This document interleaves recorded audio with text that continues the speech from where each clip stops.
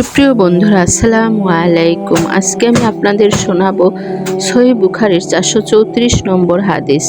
হযরত ইকরিমা রাদিয়াল্লাহু থেকে বর্ণিত, একসময় হযরত ইবনে আব্বাস রাদিয়াল্লাহু আমাকে এবং তার পুত্র আলী ইবনে আবদুল্লাহ রাদিয়াল্লাহুকে বললেন, তোমরা হযরত আবু সাঈদ খুদরী রাদিয়াল্লাহুর কাছে যাও এবং তার কাছ থেকে হাদিস শ্রবণ করো। আমরা তার কাছে গেলাম। তিনি তখন বাগান পরিচর্যা করছিলেন। আমাদেরকে দেখতে পেয়ে তিনি নিজের চাদর হাতে নিলেন এবং তা দ্বারা শরীর আচ্ছাদিত করলেন। তারপর হাদিস বর্ণনা আরম্ভ করলেন।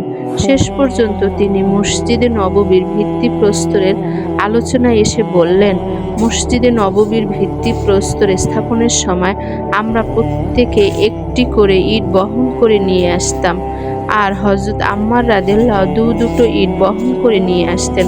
হুজুর সাল্লাল্লাহু আলাইহি সাল্লাম তখন আম্মার রাদিয়াল্লাহুর অবস্থা দেখতে পেলেন। তখন তার বদন থেকে মাটি ঝাড়তে লাগলেন আর বললেন, আম্মারের জন্য আফসোস, তাকে একটি বিদ্রোহ দল হত্যা করবে। সে তাদেরকে বেহেশতের দিকে আর তারা তাকে দোজখের দিকে আহ্বান করবে। বর্ণনাকারী বলেন, এতটা শ্রবণে আম্মার রাদিয়াল্লাহু বললেন, আমি মহান আল্লাহর দরবারে ফাতনা ফাসাদ থেকে পরিত্রাণ কামনা করছি।